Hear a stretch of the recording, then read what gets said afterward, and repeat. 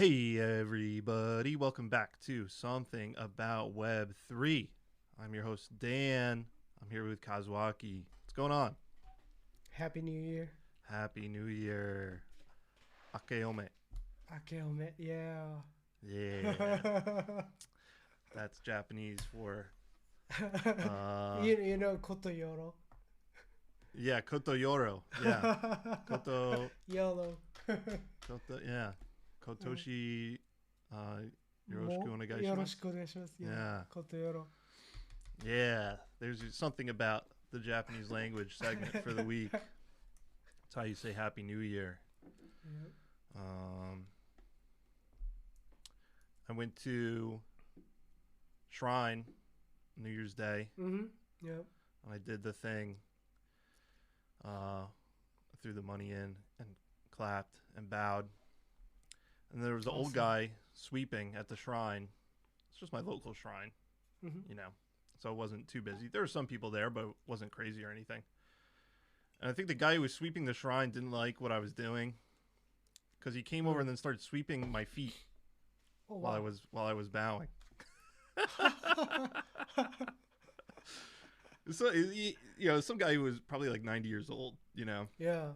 barely able to walk around, but keeping the shrine clean of foreigners. But it was fun. Yeah. And then we saw Mount Fuji from from where we're at, because on really clear days you can see it from Tokyo. Oh wow. Yeah. And it was really clear on New Year's Day. That's like good luck, right? If you see Mount Fuji on New Year's Day. Yep. Yeah. Yep. So it's going to be a lucky year for me. That's Woohoo. great. That's great. All right, it's 2 minutes have passed, so I think we can curse now. YouTube recently announced some new guidelines. They're cracking down even more on profanity. And you can find this podcast on YouTube, but there's no video. But maybe there will be some video soon. I don't know. You're missing out on our handsome faces and our cool studios by not having the video. So I don't know. Maybe for 2023, we'll start hooking that up. It always blows my mind. I just saw a video yesterday. If there's like a YouTuber that you like for a while, and all they do is like video essays where you don't see their face, they're just like talking about something, and then all of a sudden they upload a video with their face. Doesn't that freak you out? What? Like, you've listened to this person talk for hours, and then all of a sudden now you see their face and they don't look anything like you thought they would. I hate when that happens. So that will happen to you if you listen to this podcast. Maybe. If you're lucky. You see I'm rocking my Milady hat. Oh wow, that's so tight. That's so tight. Where'd you get that? I was gonna mention your hoodies, Neo Geo. Yeah, I'm wearing a Neo Geo hoodie. That was cool too. But yeah, I didn't notice my lady hat. It's so cool. Yeah, I got it from the official Milady store. Oh. Yeah, they also made a Fumo recently. Do you know what a Fumo is? It's like, I don't know what it means. It's some Japanese thing. But it's like a UFO catcher style doll. Okay. Like with a big head, a small body. Yeah. Oh yeah. And they made him a lady one. Very limited edition. They sold out like within 30 seconds or whatever. But so I didn't get that, unfortunately. But I did get some hats and some pins. Nice. I wanted to get hoodie or whatever, but everything is one size only. Oh, and and the size is small. Because Milady is a front for a Thinspo Pro Ana cult. Do you know what those words mean? Thinspo Pro Ana. Pro Ana is pro anorexia. Okay. That I think it's widely known Milady is like very they hate fat people, and I'm a fat person, and I'm wearing my lady hat. So I couldn't buy any of the clothes because they only come in small. They don't sell them in large. Yeah, I hate fat people. 'Cause they all live in New York City, where no one is fat except for Newman from Seinfeld. Yeah. Anyway, well, I still bought the hat. Nice. Nice. Yeah. Hey, isn't there I'm telling you, I'm going off the rails here. Isn't there an Ethereum event coming to Tokyo soon? That's what I heard. Yeah. Yeah. What was it? April or something? Yeah. Like East Tokyo.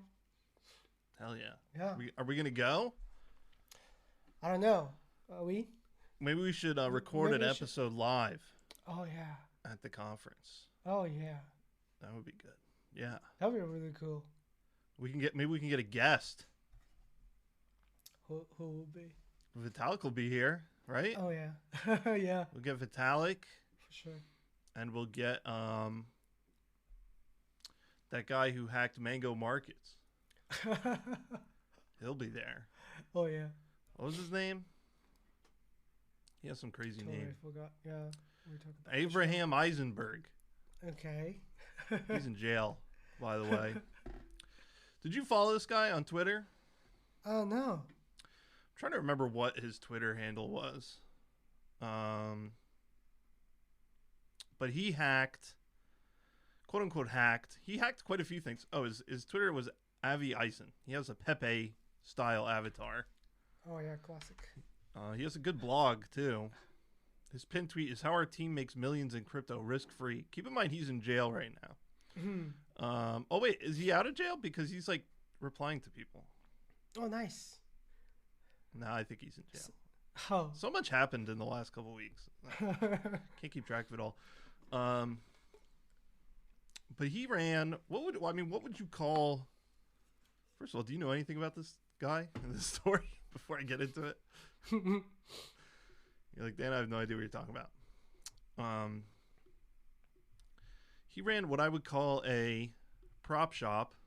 Others would call a black hat trading group or something like that. Yep. But basically, he made it his mission to do code is law style attacks on different projects. The biggest of which I think was Mango Markets, which has exploded for $114 million. Allegedly. Not declared guilty or anything. But I don't believe he ever like exploited contract code. But he did do like flash loan type stuff. Oh, is my understanding. And he did do like governance attacks. Like he would like buy a bunch of the governance token, vote to give himself more tokens, that kind of thing. I don't know exactly what he did with Mango Markets. Probably should have read this article. But he took a lot of people's money, I guess. He said that he believed all his actions were legal, and he actually returned more than half the money, kept some of it as a quote-unquote bug bounty. So I don't know. What do you think? Like what's the difference between trading in DeFi and exploiting? That's a great question. I don't know. Yeah. I mean, there are so many people that makes money off of sandwich attack and front runnings on the DeFi, and then I think if you believe in the code as law, it's totally legal, and then that's what happened in the traditional financial market. But I mean, if doors unlocked, are you still legal to get into somebody else's house? Probably. That's true. No, you're not. Yeah. Unless you're the Yamato delivery guy. Yeah. Then you could just walk in and say, yeah, there's a delivery. Yeah, and people say, well, there's no mempool in TradFi. Yeah. But in TradFi, they call it pay for order flow. And it's totally legal, and it's actually Robinhood's business model. Yeah. Right? Mm-hmm. If you could pay Robinhood to get access to the Robinhood mempool, quote unquote, right? Yeah. See what all the trades people are making before they actually hit the books. So yeah, I don't even think he did any MEV style stuff either. So in some ways, what he did, I think, is probably less egregious than Sandwich Attack or whatever. And yeah, I think sandwich attacks are just part of life in DeFi because of the AMM model. Yeah. So I don't know. I say free him. He was under arrest in Puerto Rico. I guess he was in Puerto Rico. So maybe that was the problem. Yeah.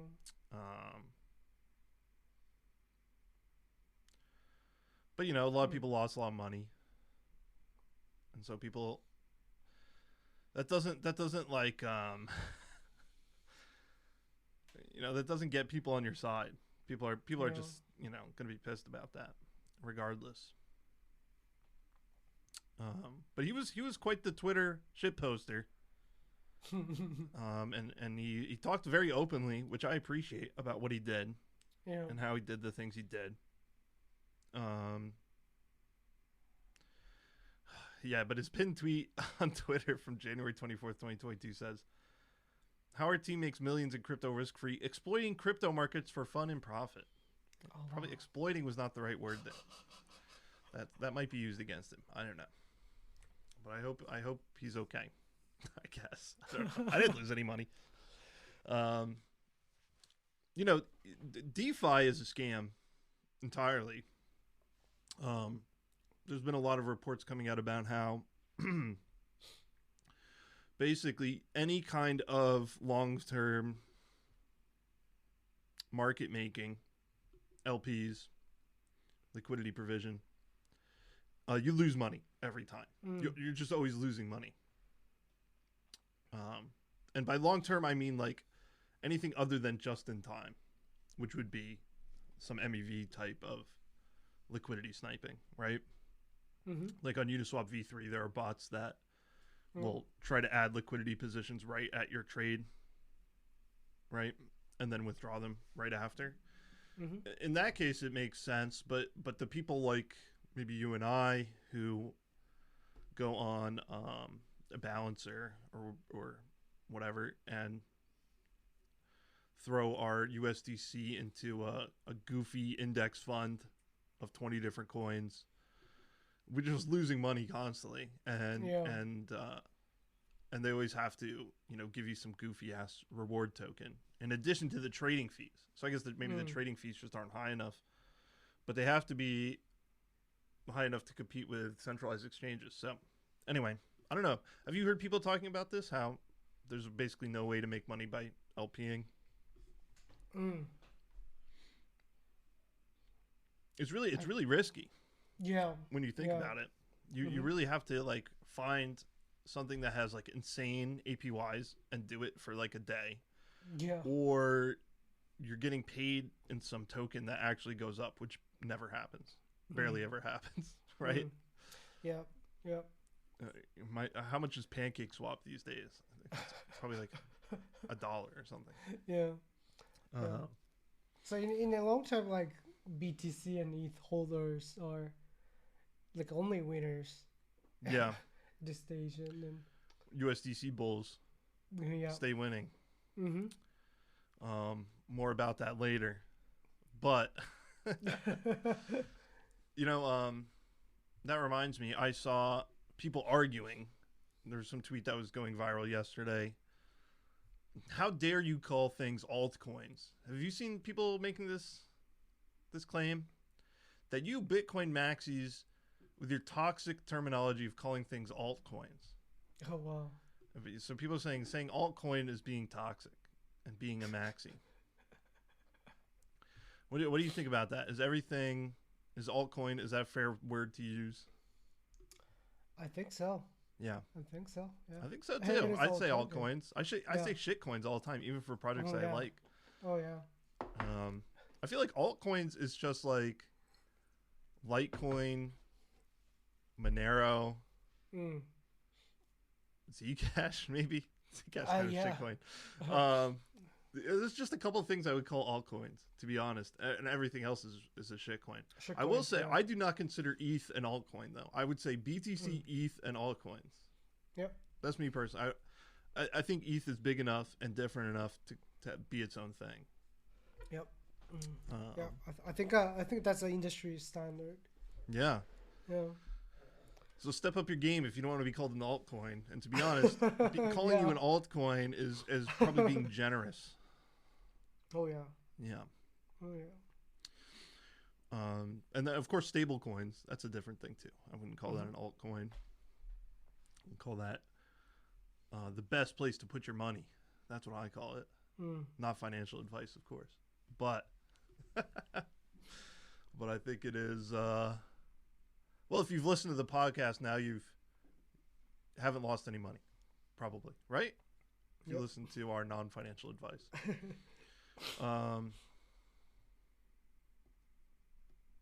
Anyway, what I was saying about USDC bulls stay winning.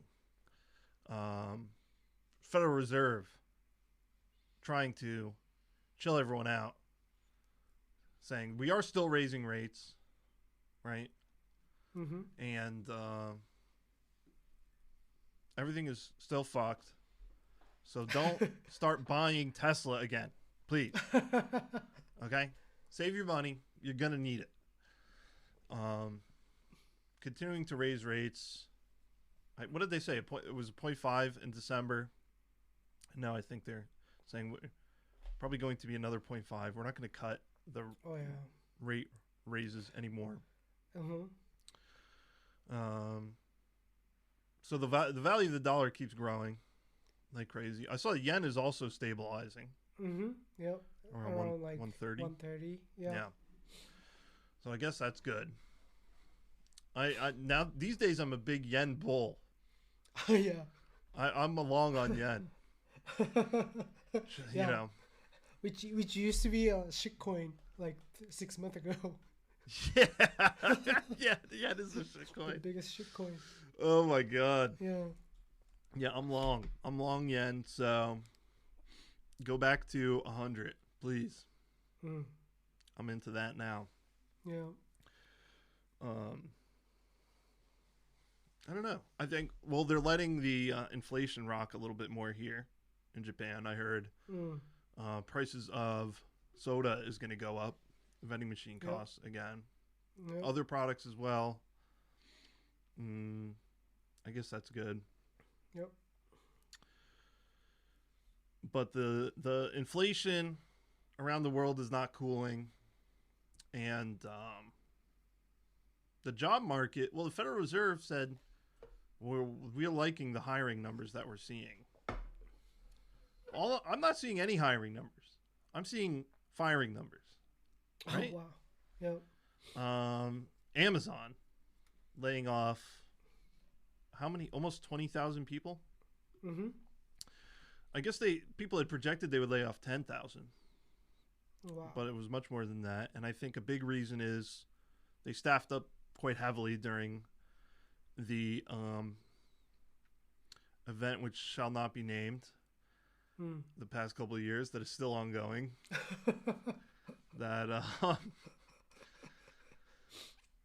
So I think they probably hired a lot of people because there's a big e-commerce boom, right?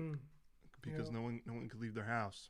So they're firing people, but they're not the only ones. In crypto world, I see Huobi, a site I've never used and barely heard of, but I suppose this is Chinese exchange. I don't even know. Yep. Also laying off a lot of people and cutting salaries. Very Chinese thing to do, I feel like. To cut people's salaries. Yeah. Oh my god. And also not paying bonuses. Yeah. So that's a Justin Sun project. It's Justin Sun Joint, right? Mm-hmm. Creator of Tron. Kind of the more cheeky version of CZ in a way. Don't you think so? I don't know. For some reason, I think that. I feel like they've had beef over the years, right? Yep. CZ beefs with everyone these days. Yeah. But yeah, so in the crypto market as well, more turmoil, more layoffs. I mean, what's going on here in Japan? Have you heard anything? It's like impossible for companies to do layoffs here, right? You have to file government paperwork and get approval to do layoffs. Yeah, that's true. So not that many people get fired, but like, only for like, official employee, not for like contractors. Right. And the problem here is like so many contractors. Really? Yeah. So that like they can cut their, so that they can cut off like easily. Yeah. Yep. I wonder if they'll ever pass that law. You know, the law in California where even if you're a contractor, if you work for a company, the government might not consider you, they might consider you a full-time employee depending on the criteria and afford you the same rights. So if you're, say you were a contractor from Google, but your only client was Google, and you had to attend meetings at specific times at Google or over Zoom or whatever, and you had to use their equipment, a Google laptop, that if you got fired, you could tell the state of California, hey, I was a contractor, but they actually treated me like an employee. And then you would be entitled to severance and all that kind of stuff and all the protections. Oh, nice. Yeah, it's a California law. They did it, I think the reason they did it was because of like Uber and stuff like that. Oh. But it ended up affecting tech workers even more. So they have that in California. I wonder if that's something they might do in Japan. Japan seems very pro workers' rights. You know? Yep. Yeah, but I don't know if that's a misconception. Like salary is like extremely low compared to extremely low. California. Yeah, taxes are extremely high. Yep. You know, it's interesting. Japan has had a interesting history with socialism, right? I saw a video recently that was like Japan in the 60s and 70s.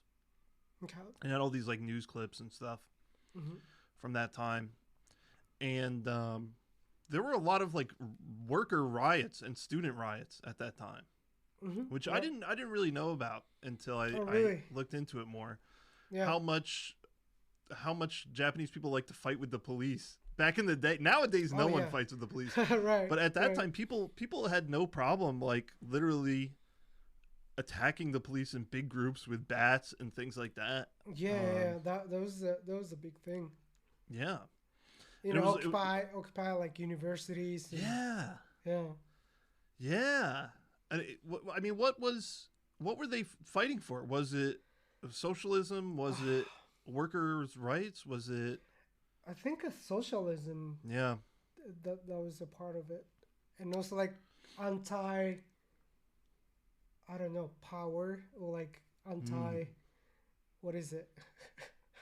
Anti-fascism. Yeah, anti-fascism and stuff like that. Like they need more like freedoms. Yeah. Yeah.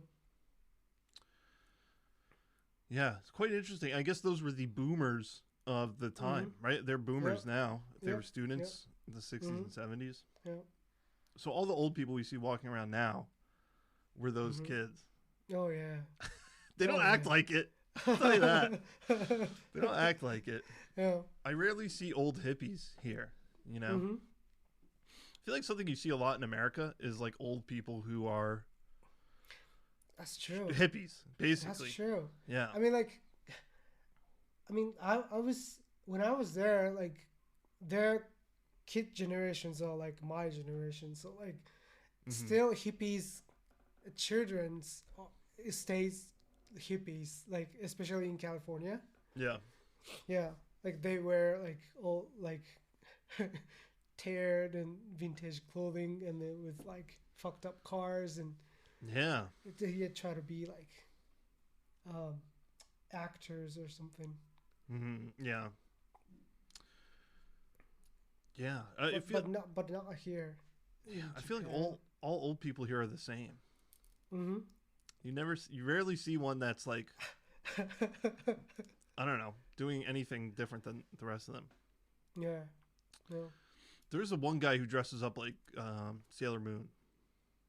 Really? One old guy. Yeah. Have you ever seen this guy? He's like bald, but he also has long hair. Oh yeah. Mm-hmm. Yeah. I mean, have you seen him? I think I did see him once. Yeah. Oh yeah. Maybe in like Harajuku or something. Yeah. I mean, like it's a good luck. Like when you find him. Oh really? You take a picture with him. Yeah. I didn't take a picture. I was like, what the hell is this? Yeah. That guy. All right, next time I see him, I'll get a picture with him. I heard he's not an executive, but like board member of some company. Really? That's interesting. Yeah, and like That's he crazy. does it for fun. Yeah. Yeah. Good for him. Yep. I want to see more old people in Japan get crazy. Mm. Why not? That's true. Maybe I don't know why that is. Old people in America are really crazy. Mm. Old people in America, one thing they love to do is steal. They love to shoplift. They go into stores and they just steal stuff for fun. Do people in Japan do that? Yeah, that's true. Oh, really? Okay. Mm-hmm. Nice. Because like they get bored and yeah. Yeah, they want to do it for fun. Yeah, and then if they get caught, they just go, "Oh, I'm old. I don't understand what's happening." Right? Yeah. And then they're gonna let them go because it's like, well, it's an old person. What are you gonna do? Mm. Yeah. Yep. Yeah. I can't wait until I get old. I'm gonna be stealing everything. Shoplifting. Yeah. Oh yeah. I'm gonna be all up in Akihabara stealing Final Fantasy toys and stuff. It'd be great. That'd be nice. Hey, speaking of stealing, how about this Logan Paul character?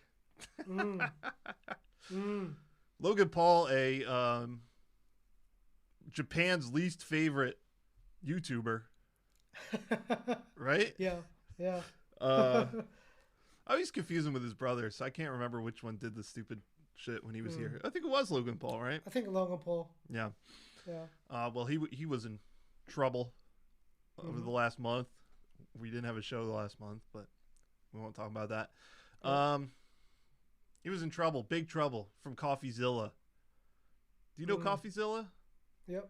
Yeah. He's good. Do you watch his stuff? Yep. I saw his interview on the Lex podcast. You can talk about Lex Friedman too. Yeah. Yeah, I forgot that we talked about him on the other shows. He's also in trouble recently for posting a very stupid looking reading list. Did you see that? Yeah, like George Orwell. All right, let's forget about Logan Paul first. Let's talk about Lex Friedman. First of all, everyone's now accusing him of being like a federal agent, which could be true. Yeah. Well, it turns out that he really has like no affiliation with MIT, which he like talked about a lot in his Twitter profiles. That he's from MIT or whatever. He's not a professor and he wasn't a student. He gave like 3 guest lectures while school was on break, basically. Yep. So you could go see his lectures. And they were very generic lectures on the future of AI and things like that, right? So something I could have done or you could have done. Yeah. So he's not an MIT researcher. He's just some guy who lives in Boston, I guess. Yep. I don't know where he lives. Anyway, he published this reading list that was widely mocked, and I think most brutally by Nicholas Nassim Taleb, a person that I've liked in the past. These days he's kind of crazy, as everyone is. But I really loved his appearances on Econ Talk, one of my favorite podcasts. I could talk a lot about Econ Talk as well. We'll leave it for next show, unless we run out of stuff to talk about today.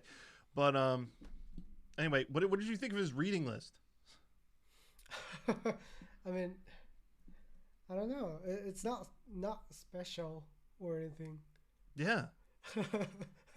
First of all, it's like all books you probably should have read already. Yeah. A lot of them you would have read in high school, I think. Mm-hmm. Mm-hmm. And they would say, well, these are some of my favorite books. I'm going to reread them. I've never reread a book in my entire life. Reread a book? Are you not paying attention the first time? Why are you rereading a book? Yeah. Have you ever reread a book? Not really. Right?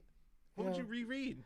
I mean, like, some of the fundamentals, let's say like Adam Smith or like, like Charles Darwin or something, right? Not me. But, really?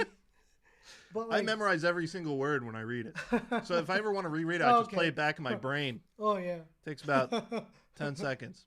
Oh, there, I reread it. No, I'm just kidding. I don't think I've ever reread a book, to be honest.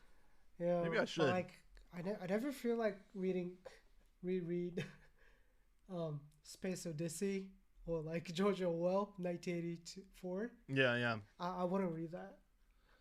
It's like, like summer vacation homework book. Yeah, it really is. It really is. It really is. Yeah. God. Yeah. I mean, and then some of the books are like thousands of pages or whatever. Mm-hmm, He's like saying he was going to reread War and Peace. No. Oh, man. You're not going to be able to read that in a week. Mm-hmm. I don't think. Anyway. So Lex Friedman sucks. Everyone hates him now. I think it all started because of the Kanye stuff. Oh, yeah. Yeah, he did an interview with Kanye. That was a mistake. He should not have done that. Yeah. That really turned people against him. It really seemed like he wasn't in on the joke when he interviewed Kanye. Mm-hmm. What were we? How did we get on this topic? Who? CoffeeZilla. CoffeeZilla. Yeah, CoffeeZilla. Logan Paul. Yeah. So Logan Paul. Crypto Zoo. You remember Crypto Zoo? No, nobody does. Some bullshit NFT project that Logan Paul was a part of. And CoffeeZilla did an expose on it. You're saying all the people that were involved, or a bunch of the people were scammers. Okay, big whoop. The devs said they were never paid. And whatever, right? Blah, blah, blah, blah, blah. Another failed project. And then, he's like calling out Logan Paul because there's a high profile person attached to this project. Also, this is what CoffeeZilla does. This is like his thing, right? He talks about these scam projects. Yep.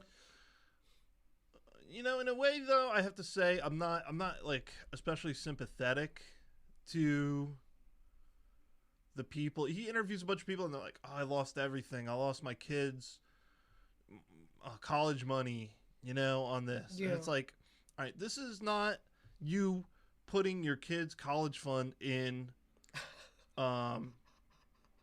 whatever, BlockFi Earn, or like, I don't know, any of these like APR garbage stuff that all collapsed, right? Mm-hmm. That I understand a little bit more, because you're like, I thought I was just depositing it into this thing, right, to earn interest. Mm-hmm. I thought it was safe. But if you're buying NFTs of like eggs that are gonna hatch into like Pokemon, like, and then you're like, I lost everything. It's like, yeah, okay, you did lose everything because you bought these NFT eggs. This is like this wasn't a bank run. Yeah, because you were playing the stupid games. Yeah, that's why like you want the booby trap. It's just like I have no sympathy for anyone involved in this stuff. And like, these NFT projects, like, they fail all the time. Like, NFTs are so much riskier than shit coins. They're riskier than shit coins. Okay, so not everything is an Ether Rock or Bored Ape, and nor should it be. So if you're buying Pokemon eggs, like buy one. I don't know how much these things cost at Mint. You could buy one and you could play the game or whatever. Like, you don't have to go crazy with everything. But anyway, so now Logan Paul is clapping back and saying that he's going to sue CoffeeZilla. I don't think I've ever said the words clapping back in my life. I'm going to have to edit that out. But anyway, he's going to sue CoffeeZilla for something. Libel, slander, one of those things, allegedly. Basically saying like CoffeeZilla doesn't have his facts straight, and he's just kind of using his name to get famous, which is somewhat true, because I don't think CoffeeZilla would have talked about this if Logan Paul wasn't involved in it. But also, I guess it's like resurrecting the project, because I think Logan Paul is afraid the SEC is going to do something about it now. Because all of the people involved in the project have now turned on each other and are leaking all of the messages from Slack and Telegram that they had between each other, that were telling each other, don't sell, until it gets to this price, and then we can sell this much, and blah blah blah. Which, I mean, some are calling market manipulation. What do they call that in TradFi? Dark pools or something, right? I mean, it's like not that big of a deal. I mean, it sounds terrible, but this is how people do things. I don't know if it's legal. I don't work for the SEC, but it seems to be commonplace, at least. I don't know. I don't know if I care anymore, to be honest. Who cares? Why are you even talking about this? All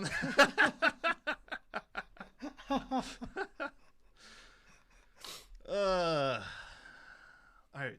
I only got one thing left. I forgot to do the table of contents at the start of the episode. I don't feel I was gonna do a rant, and I don't feel like doing it now. What was the?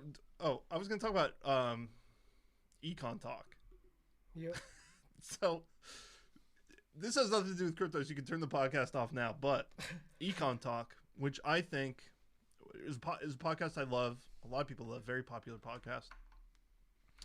A very famous economist runs the podcast. What is his name? Hi, welcome to Econ Talk. I'm your host. I'm doing an impression of his voice. I can't remember his name.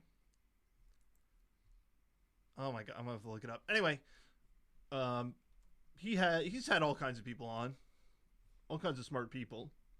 It's kind of like the smart person's version of Joe Rogan, in a way.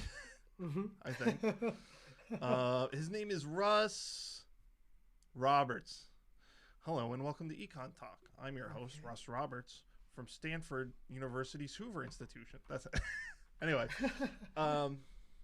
here's what I wanted to say about you, Russ Roberts. Have me on your show if you got the balls, which he doesn't. I mean, he'll just never listen to this. It's not that he doesn't have the balls. He's kind of like a libertarian. He loves Adam Smith and all that stuff. Talks about that stuff all the time, and he's always like kind of wondering aloud, like, I don't understand what's happening with all this stuff. And I remember, like, during Trump and everything, he was like, why is this all happening, and why is there so much crime all of a sudden, and why is all this stuff happening? He's like a libertarian economist. Yeah. And he's always having all these people on that give like the craziest reasons. Oh, it's because of zoning laws. Oh, it's because of people's genetically built-in preferences for not eating pork or something. Because he had this guy on talking about like dietary preferences among different religious groups and like Muslims and Jewish people and all this stuff. Yeah. I don't know, or whatever. Or it's because people aren't planning enough long-tail risk for whatever. And you know what? He never figured it out. But what he did do was he left the United States and moved to Israel. And I think that's really interesting. that this guy who spent all these years talking about like the American economy and the world economy and trying to figure out what's going wrong and why everyone's acting these different ways, which is kind of like what economists are supposed to do, right? Like that's the whole reason behind their existence. And he was just like, nah, I can't figure it out. Fuck it. I'm moving to Israel. I'm leaving the United States. For some reason, I find that really funny. So there's my hot take on Econ Talk, which I still like. Nice. And Russ Roberts, you can have me on. I do a great impression of you, as you just heard. I highly recommend everyone listen to it. And he's got some killer theme music, too, I have to say. He's got like, kind of this like weird trancey thing. I don't know, it kind of sounds like a ringtone, but it's also kind of sounds like 90s trance music. So I highly recommend Econ Talk. Awesome. And I highly recommend leaving the United States and moving to Israel. And don't worry about figuring out why. Just do it. Yeah, that's what just go to Israel. Yeah. If that's an option available to you. Yeah. If not, you could try to move to Japan, like I did. Oh yeah. Man, there's a lot of foreigners around lately, by the way. Yep. This place is crawling with them. I say go back to your own country. That's what I say. You ever see? There's like a famous video of this American band standing outside that hotel in Shibuya, and they're just taking video because they're on tour or whatever. And then the far right parade goes by, you know, with the flags and the buses and everything. Yeah. And the Japanese guys start yelling at this band that's just standing outside the hotel with their guitars and stuff. They start yelling like, "White pig, go home." And all this stuff. It's like a super viral clip that that white people love. It's very funny. Nice. Yeah. So I might join those guys. Every once in a while, there is like a white guy. There are white guys in that group. Have you ever seen them? Really? Yeah. No, I've never seen that. Yeah. There's one guy that's in a lot of photos. He's some skinny guy. Okay. He's always wearing like dark sunglasses. Yeah. But he's definitely a white guy. Maybe he was born here. I don't know. Okay. I mean, that happens in the U.S. too, like Kanye West, right? Yeah.